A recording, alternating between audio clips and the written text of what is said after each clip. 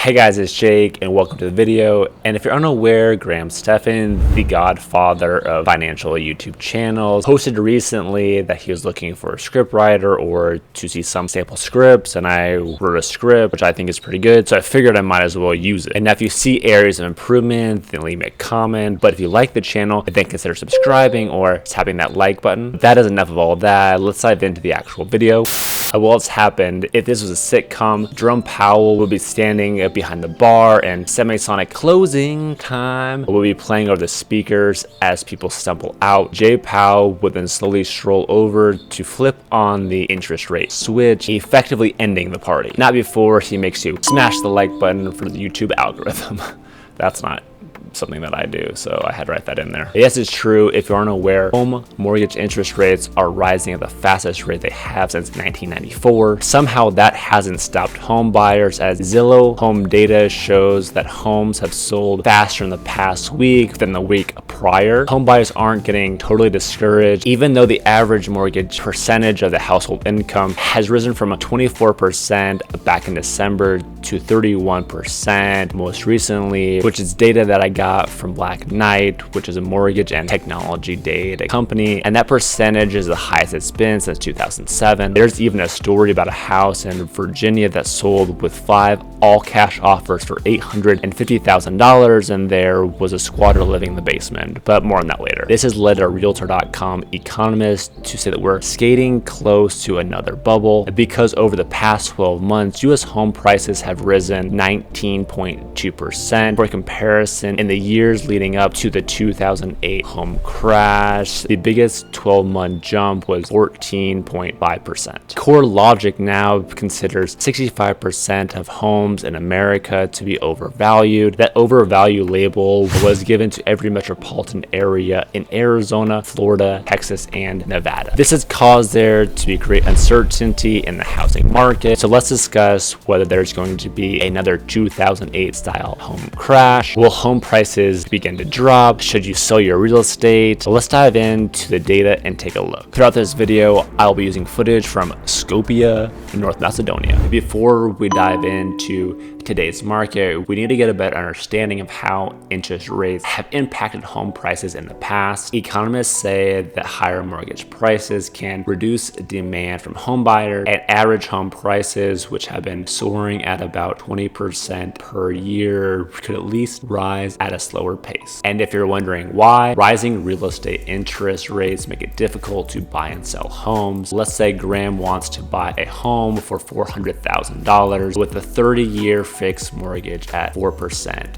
interest rate. His monthly mortgage payment would be $1,900, but if you increase that interest rate up to 5%, his monthly mortgage payment would rise to $2,138. With only a 1% interest rate, his payment will go up $238, or almost 13%, which can be a challenge over time. So what does this mean for home buyers? From a home buyer's perspective, as interest rates go up, home affordability decreases. Let's say Graham qualifies for that $400,000 home at 4% over 30 years. He can now only afford $355,000 at 5%. With that 1% increase in the interest rate, he loses $45,000 of purchasing power. Now that we understand that, let's take a look at how interest rates have impacted the market in the past. Housing economist Tom Lawler says the link between interest rates and home prices is empirically pretty weak at best, and although some researchers try to link the two together, the results have been mixed and ambiguous at best. Yale economist and S&P Home Price Index godfather Robert Shiller agrees. He said there's not a tight fit at all between the two. High mortgage rates do not translate automatically into lower home prices. In order to prove this point, he provided his own data in the chart. So as you can see here, with interest rates lowering, prices go up, or even as the interest rates rise, the home prices remain flat. Tom Lawler also provides a theory on why rising interest rates do not impact home prices. He says that increasing mortgage rates typically happen due to improving economic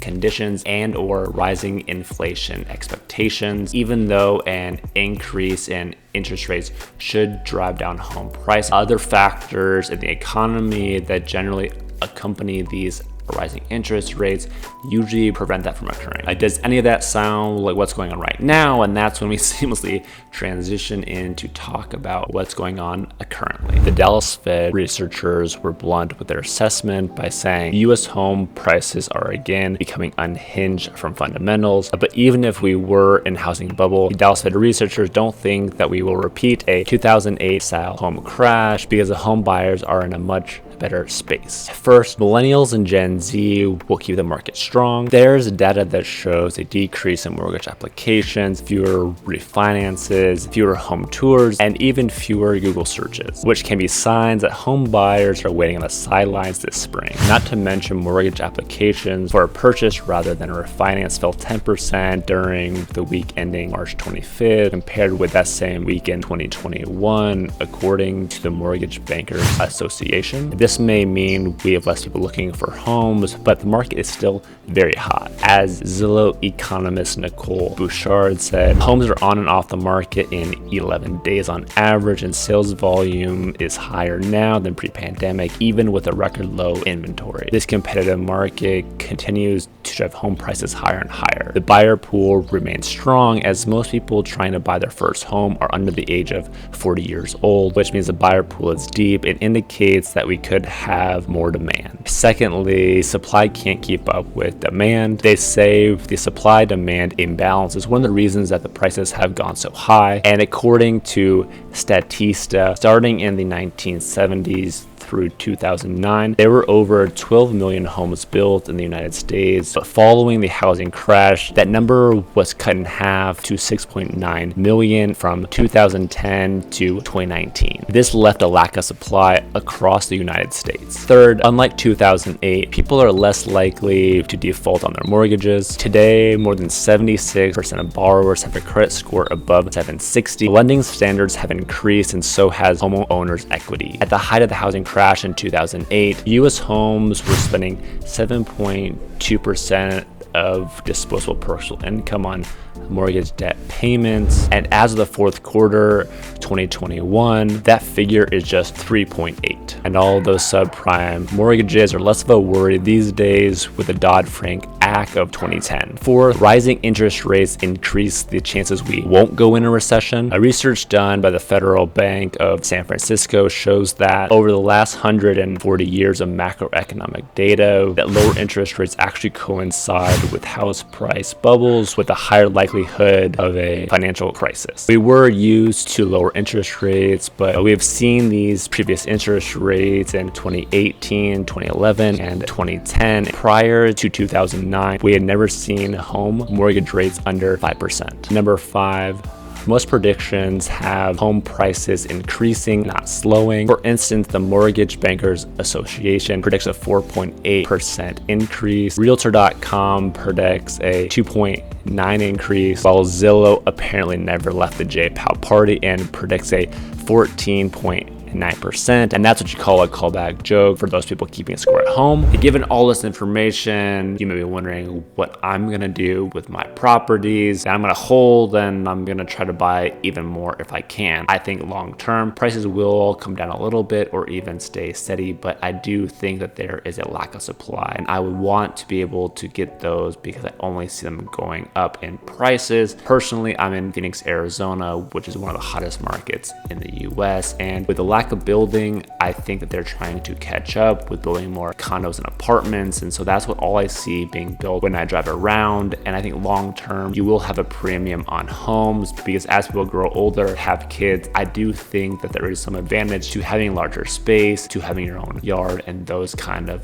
accommodations. Oh, and back to that house I was talking about, which had 5 cash offers for $850,000 and had a squatter living in it. This house was sold in early April. The squatter used to help the homeowner clean their house and then stated that they had no place to live, so he offered them the basement with no lease, and then they just never left. 3 years later, they're still there. When trying to sell the house, they had acknowledged it and even listed it in there. So you had to purchase it with the squatter there, and you still got 5 offers. Real estate can be crazy sometimes. One thing I'm not sure of is whether they sold at market value or if they gave them a discount because the house also needed some TLC, but crazy story. But thanks so much for watching, and I hope you guys have a better idea of what's going on in the real estate market. And if you know someone that could benefit from this information, then consider sharing this with them. And if you want to help me grow the channel, then tap that like button. And if you want to be around for when I post my next video, do not forget to subscribe. But I will see you guys next time.